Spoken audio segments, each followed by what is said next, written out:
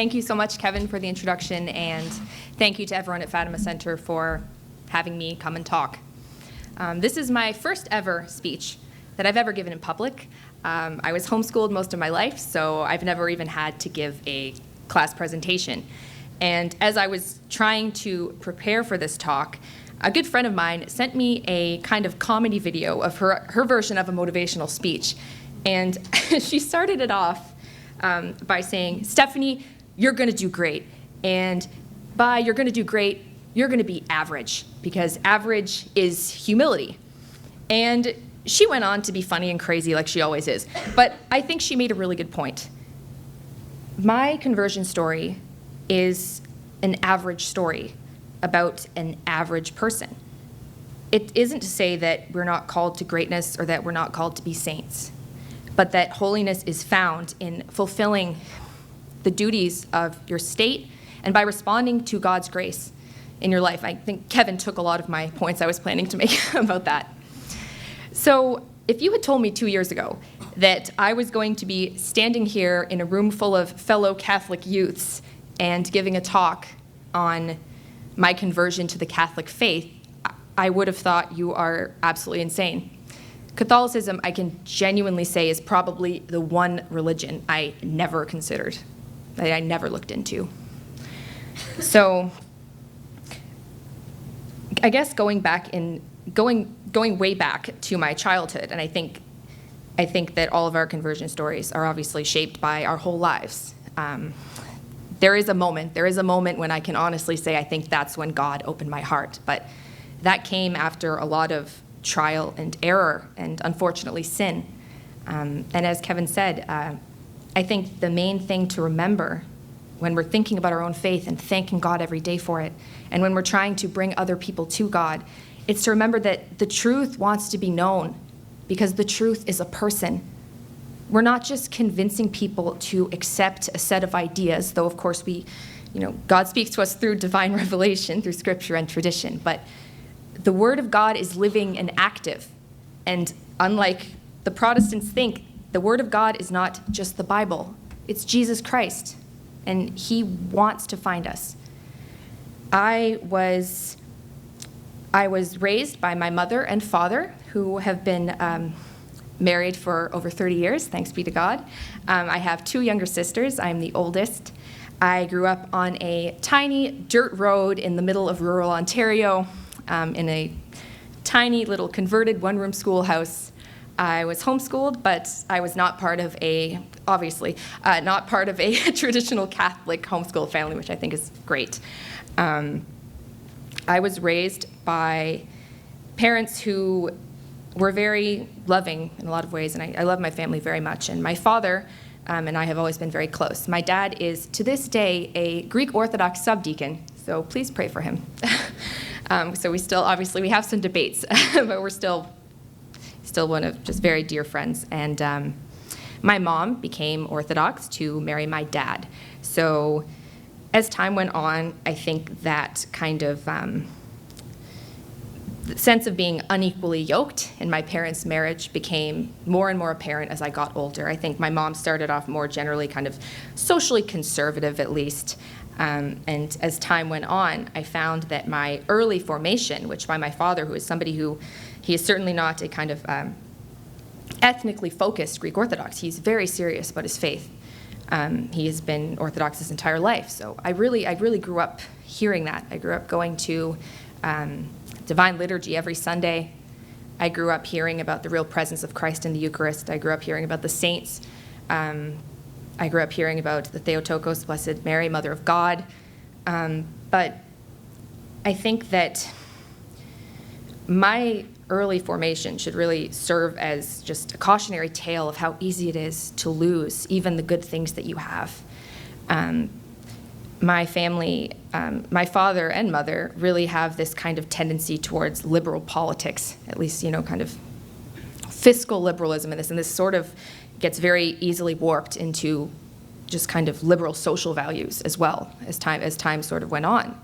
And then there was the aspect of being raised in a Greek Orthodox church, which as a half Greek, I was never quite Greek enough to feel like I was really part of the community. it is very, and I'm not speaking for every single Orthodox parish anywhere, but mine was very focused on the Greek community. And I never really, it's complicated. I think I had an innate interest in the church and God, and there was just this inner sense of wanting to love God. I really do think that maybe that was given to me at my baptism, but that was always there. However, I felt very alienated from the faith that I grew up in. I didn't understand it.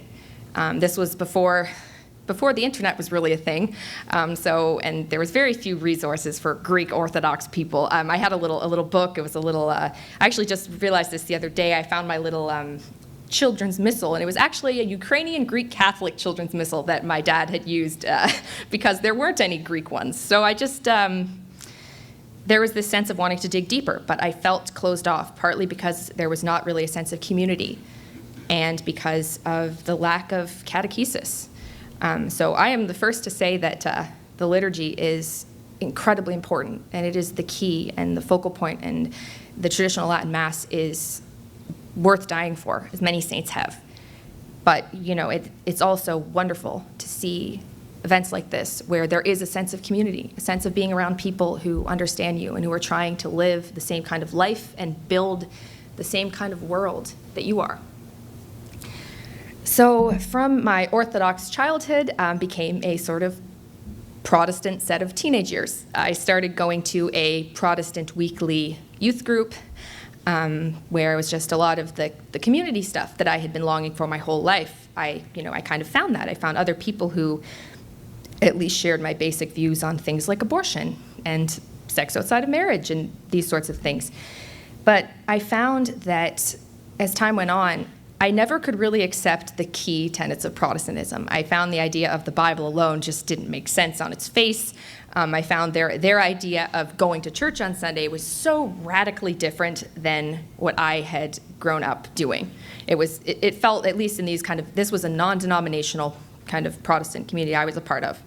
And it felt like going to a concert. I think this is probably a more reverent setting than a lot of the Protestant churches that I went to. And I found that they could not answer my questions. Now, as somebody who talks about the reality of sin and hell, because I think it's necessary, that's actually one of the things that really made me turn further from Christianity, was thinking about how I was hearing that these people, because they didn't say they believed in Jesus Christ and accepted him as their personal Lord and Savior, they were all going to hell, and because you have, you're good and you're going to heaven. I found that to be profoundly unfair. And it is unfair, because nobody thought to kind of tell me that if you love God, you keep his commandments. It is not faith alone. And it really comes as no surprise that from those years of my life, when I at least held to a basic idea of Christianity, I at least believed in Jesus Christ was incarnate, and those sorts of things in Scripture. From there, I think that is when the moral decay started to come into my life. And I forget who said it, but that St. Augustine or St. Thomas said that sin darkens the intellect. And I think that's very true. And as I entered kind of into my later teenage years, I noticed all of the people, virtually all of them, that I went to these youth groups with, who had become my close friends and become the community that I had wanted to have as a little kid. All of these people began to turn to just further and further into the sins of the world, and especially sins against chastity.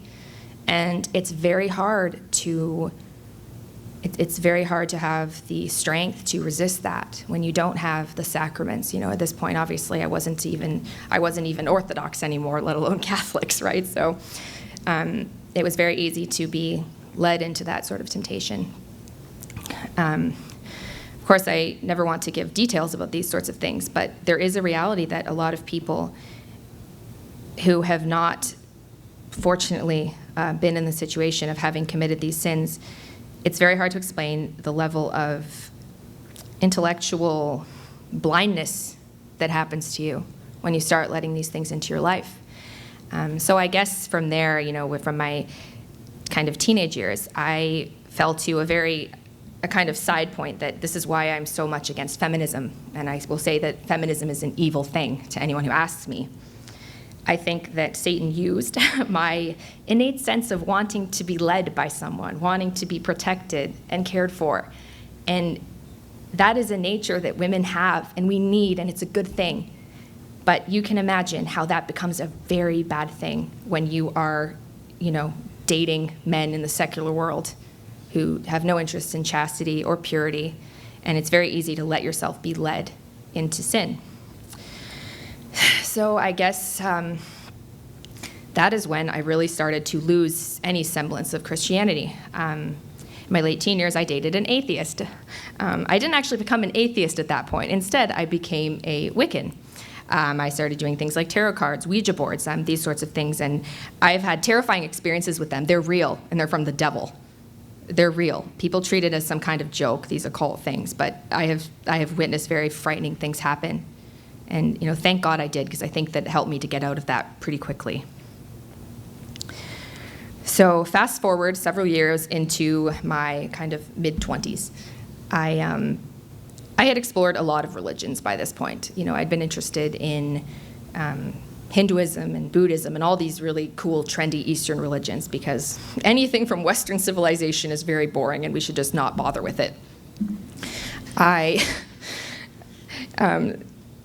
So I started in November, whatever the election of November 2016, I guess.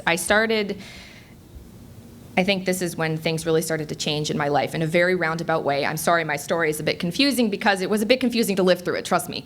Around the election of Donald Trump in 2016 was when I started becoming a kind of political writer and commentator and being on social media and talking about politics, at least in a broad sense, and culture and the kind of the big ideas that you're not supposed to talk about at Thanksgiving dinner. That was all I found very interesting. And at that point in my life, I realized that I was regaining this kind of innate interest in finding the truth. I think this is something that is in all of us. But the question was not that I cannot recall any point in my life when I believed that, when I kind of defied the principle of non-contradiction. I never believed that two diametrically opposing views could both be true at the same time. I have always found that idea silly, even as a kid. But what did happen was I lost the will to find the truth. I lost the commitment to finding what is the right way to live my life. What are the right things I should believe? And it's an exhausting way to live. And I think through beginning to write about politics, I kind of got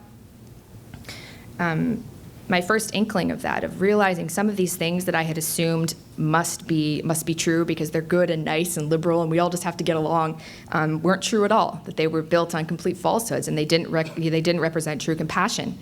I started very slowly seeing, I at least saw the utility of religion. I think I was kind of getting closer to seeing it was either kind of Christianity and I also explored Judaism at one point because I was dating a Jewish guy. Another reason you don't date non-Catholics ever.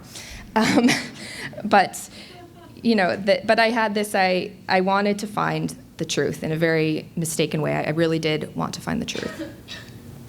And I saw the utility of religion. I saw the utility of, okay, look at a society, look at Canada, look at the United States. There is an obvious utility in having the majority of your citizens believe the same things about the world. There's an obvious utility in everybody believing that it's wrong to kill unborn children. There's an obvious utility in believing that marriage is actually a thing that exists and you can't just make it up to be whatever you want. And then the real start of everything was when I started to talk about Islam. This is a topic that is very fun to talk about. It makes people really like you. You never get threatening letters. You never get local hacks writing hit pieces in your local paper about you. None of that stuff ever happens. And I think that God used this topic to bring me to him precisely because it taught me how to stand for the truth when everybody hates you. Because that is what we have to do. There is no other choice. And everybody really hates you when you say Islam is evil. Islam is evil. Not saying I hate all Muslims, certainly not. I want them to convert. I love them. I care for their souls, but Islam is evil. And the more I learned about this, the more there was this kind of initial thing that started happening where I started getting respect for the Catholic Church, a religion I'd never really considered. I kept reading about the Crusades and the Battle of Lepanto. That was another big one. And I just thought, wow, the Catholic Church stood up to Islam. That's awesome. That's so interesting. Around this time, I don't know if any of you know Steve Skojek from 1 Peter 5. He had started following me for my kind of counter-Islam content at this point. And he reached out to me and sent me some articles from 1 Peter 5 from a Catholic perspective about Islam, and he kind of invited me to the faith. The value of that is huge, guys. He's the first Catholic who actually spoke to me, who actually offered me Catholicism in my entire life. I basically, of course, I didn't hear it. We kept up a pleasant kind of rapport on Twitter, but I kind of was like, I don't believe in the Pope. I was raised Orthodox. If I was going to come back to Christianity, it probably wouldn't be Catholicism. But so fast forward again to January of 2018. Actually, I'm going to back up a couple of months because there's one more thing that happened before this. In November of 2017, there is a video that I did, an interview with a friend that I did on YouTube. And I was just talking about politics, and we talked about religion in this video.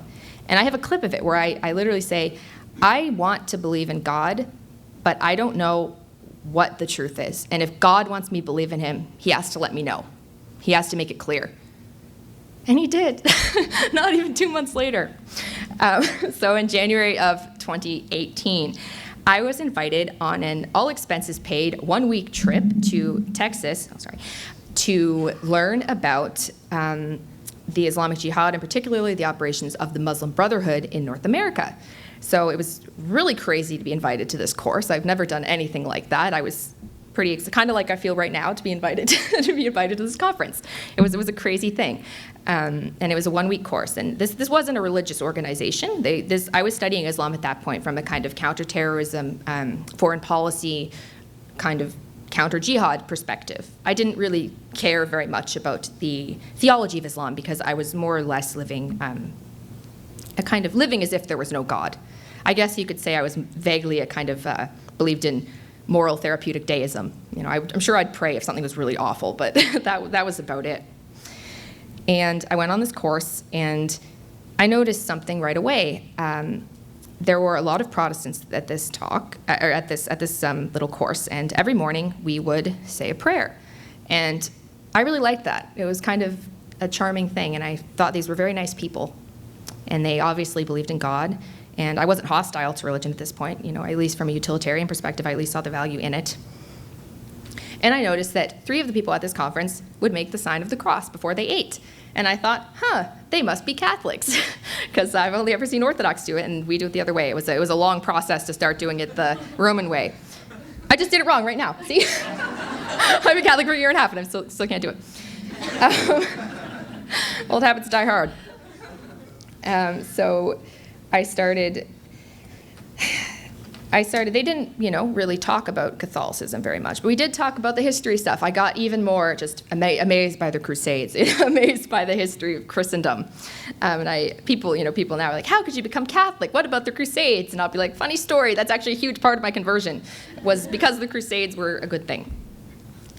And I think the moment, though, so at this point, it was making me ask uncomfortable questions. I was busy at this conference. We were, working like 12 hours a day. It was insane. But, at night, laying in bed, it made me ask some questions, just how happy I felt seeing these people pray. It reminded me of, being home with my family and my dad saying prayers before we ate, And a little bit into this course, a few days in, they made us watch videos of ISIS terrorists killing people. I don't know how long it was. It felt like an hour. I'm sure it was like 15 minutes. They wanted us to know that this is what people are really doing. And this is what you're speaking against when everybody hates you for telling the truth, because it's important. These are real people. This really happens. And something within me just broke when I watched this video. First, it's just all the the kind of usual gore, people hung upside down, being beheaded, just horrific things that you never want to see because it's just unbelievably evil.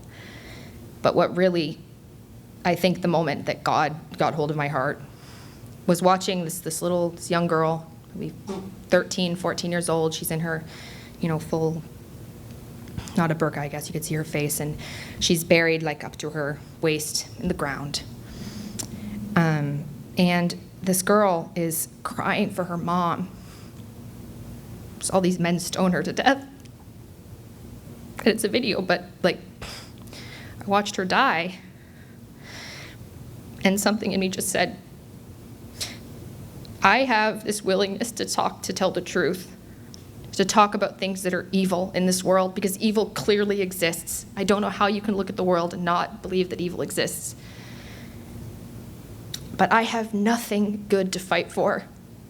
And these people around me, these Christians, they didn't feel hopeless like I did, because they believed in something. They didn't just believe in fighting evil for the sake of it. They believed in fighting evil because they believed they would win.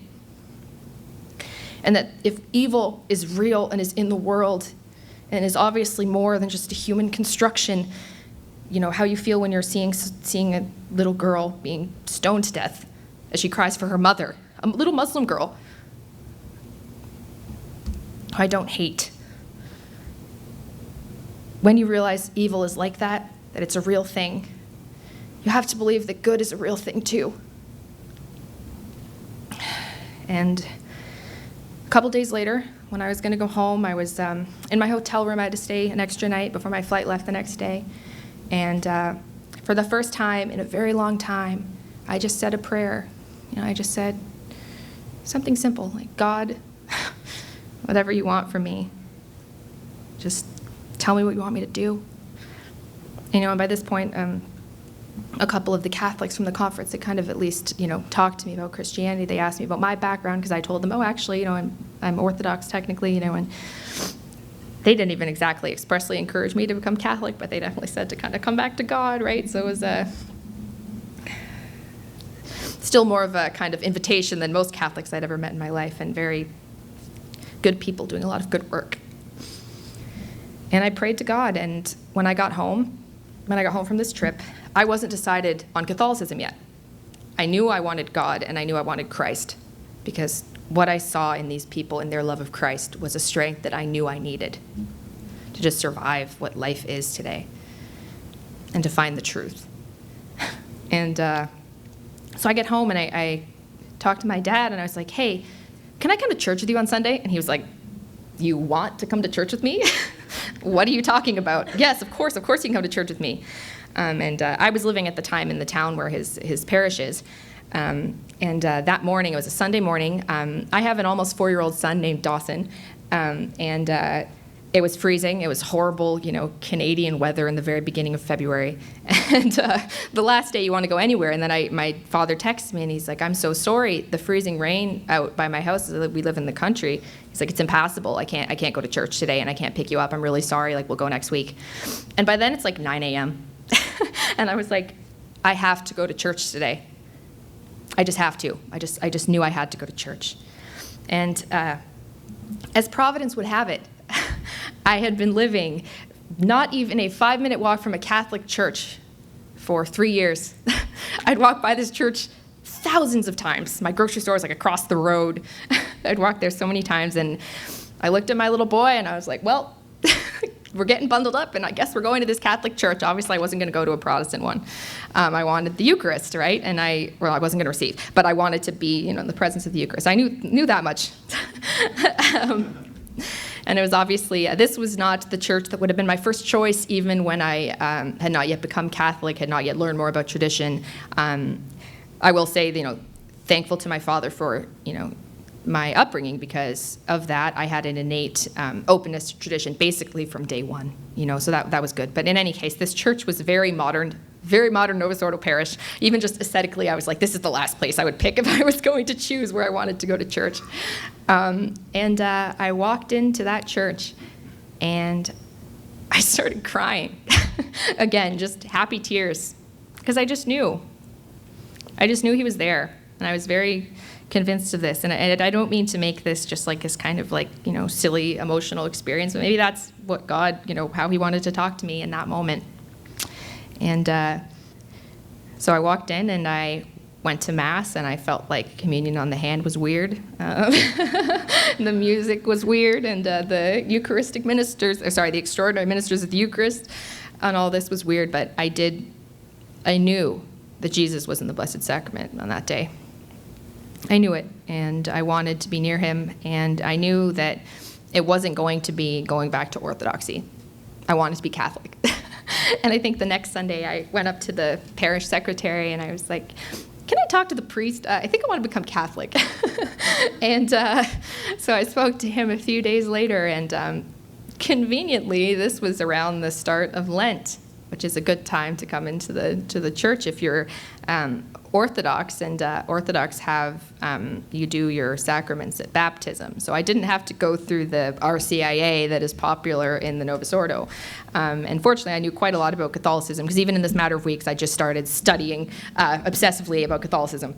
And so I met with the priest, and he kind of gave me the okay. He was like, well, you can be received into the church by a profession of faith and kind of your affirmation of allegiance to the Pope. And you can do that at the Easter Vigil. And your son can be baptized then. So my little boy, who I cared so little about Christianity, who was not baptized for 2 years, he came with me that night and became a cradle Catholic, more or less. So it's been a beautiful journey ever since then. Oh, and I got back to Steve Skojek. I sent him a Twitter message, and I was like, I think you might want to know this. You were right about the Pope. I'm becoming Catholic. Sorry about that. And from there, he asked me to write my conversion story for 1 Peter 5, and I did that, and that kind of went well. And I was already writing for a lot of conservative outlets at the time, so I kind of already was building kind of writing interest. And from there, it became a kind of featured contributor position at 1 Peter 5, and then I started writing for One Catholic Family News, and I started going to the Latin Mass, and all of this just happened. And I loved in Father Isaac's homily this morning, we talked, and Kevin mentioned it as well, that the grace God gives you, if you just say yes to that little bit of grace, he's just going to dump a torrent of grace on top of you. And I think that's what happened to me. And it just goes to show you what God can do with a little bit of goodwill. I wasn't saying to God in those early kind of desperate prayers like, okay, God, I'm totally ready to do this perfectly. I said, hey, I need some answers here. Please help me. And he did, and he made it obvious. And I think that's what we have to remember when we are trying to evangelize other people, that it's not just about what you know and how well you know your faith, though that is extremely important, and I'm sure you can hear a lot of people talking about how important that is. And I think it's probably obvious if you've seen anything I write and such, that I really do love learning about the faith. I'm really a nerd that way. I get very obsessed with different elements of Catholic history and liturgical dorkiness and all that stuff. But it's about, first and foremost, being open to the grace God gives you, and about having confidence that God can and will give that grace to even the most impossible people. In a lot of ways, I think it seemed impossible for me. It's obviously, I didn't go into a lot of detail, but I was living a very sinful life at the time of my conversion and for years and years and years and years before that. I had let sin completely take over my life. I had let my attachment to sins, overrule that innate desire to find the truth that I'd always had, to the point where I was just like, I'll figure out this truth stuff later. I just want to live my life. I just want to be normal. And I think that the biggest thing is, when I talk about confidence, when I pray the glorious mystery of the coronation of the Blessed Virgin Mary, Queen of Heaven and Earth, a friend of mine in my parish, I prayed it with him a few times, and he always would pray for the grace of greater confidence in Mary, our Queen. And I really liked that, and I started doing that in my own rosaries. And I've noticed the difference in my life of having that confidence that if I place my life in Mary's hands and I beg her to take and to watch over those other people in my life who have no interest in God, even especially the people who hate me, hate the things I say, hate who I've become, all rigid and terrible and boring and Catholic, that she will take care of them. And I don't know, I guess I have my 3 kind of Marian weapons. Of course, the rosary. I had to bring this up here because obviously I didn't do a lot of preparation for the speech, and I was like, well, I'll have the rosary, so Mary will help me. Sometimes there's a bit of a kind of fool for Christ kind of confidence, and when you ask Mary to take care of you, I find she's very good about that. She's a very good mother. And the second thing is I wear a little chain to represent my consecration to the Blessed Virgin Mary. When you consecrate yourself to Our Lady, she distributes all of the graces, and she, distributes the graces of all the merits you have, attained, past, present, and future, and you place it all in her hands. And, when I pray now, I know if I forget to pray for someone or something, and obviously I make a good effort not to do that, but if I do, I know, what, at the end of the day, Our Lady is praying for me for whatever she thinks that I need to pray for, above all. And there's a great peace in that, and a great confidence in that. And I also wear a little medal, which you obviously can't see, but it is Our Lady of Fatima. And Fatima was a big part of my conversion. When I first was received into the church, I learned from a friend of mine about Marian Consecration. I had never heard of this before. This is not a thing the Orthodox do. Learning to love Mary generally was not that hard for me. I was like, oh, okay, she's the Immaculate Conception. That makes perfect sense. I think the Orthodox are wrong. Sold. Because I already had been raised to love her. So it wasn't like a lot of Protestants where they have this very deep kind of emotional barrier to overcome with Our Lady. But I wanted to do this consecration. I heard about it from my friend, and I really, really wanted to do it, and somebody had told me about this little book by Father Michael Gately. It's 33 Days to Morning Glory. It's kind of one of these very popular, simple Marian consecration books. I actually renewed my consecration this year on the Feast of the Annunciation, doing the St. Louis de Montfort version, which I highly recommend. If you can do that, that is life-changing. Just the meditations and the prayers, and he's an incredible saint. But, at the time, I think that, like I said, this confidence in Mary. I'm confident that she accepted my first consecration where I didn't know very much and I had just become Catholic. And I looked in the little back of the book, and you're supposed to finish and consecrate yourself on a Marian feast day. And the Marian feast day nearest, because I wanted to do this right away, was May 13th, which in the new calendar is the feast of Fatima. And I didn't know anything about Fatima. I think I'd heard oh yeah, Mary came to some shepherd children in Portugal. That was all I knew. So, I consecrated myself to Our Lady of Fatima. And from there, I just realized I was just seeing Fatima everywhere. This parish, the one that I lived almost next door to, is Queen of the Most Holy Rosary. And their big statue that I would go up after Mass and I would, pray in front of the statue was Our Lady of Fatima. And I didn't know that. I didn't really know a lot about Fatima. But she just kept appearing everywhere. And I started reading about her, and I started reading about what happened, and I was just, wow. How would I live if I believed this really happened? Because it did really happen. The greatest miracle since biblical times, witnessed by 70,000 people. Predictions that have completely come true, and simple requests that have not been heeded to consecrate Russia and to release the full third secret. Because that has not been released, just to be very clear if anyone here hasn't heard that.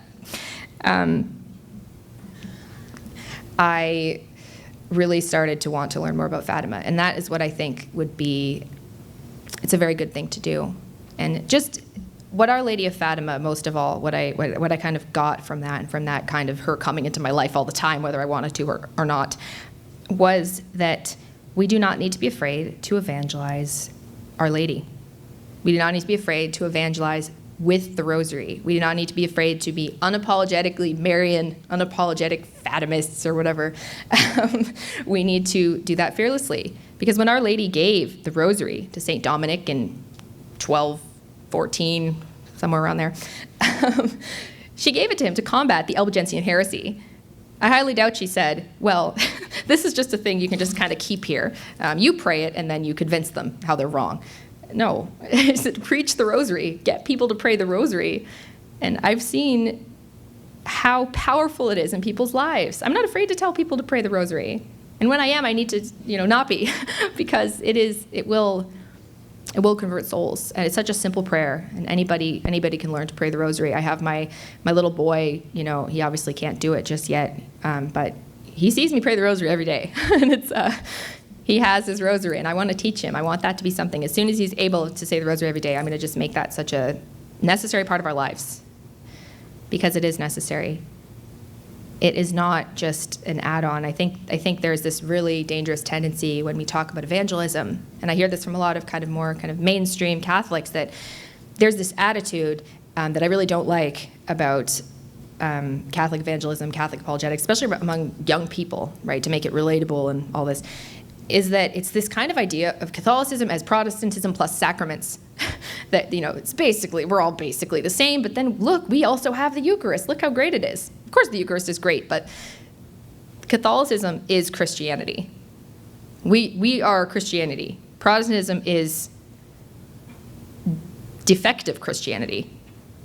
And that might sound harsh, but in terms of how we think about it, it's very important.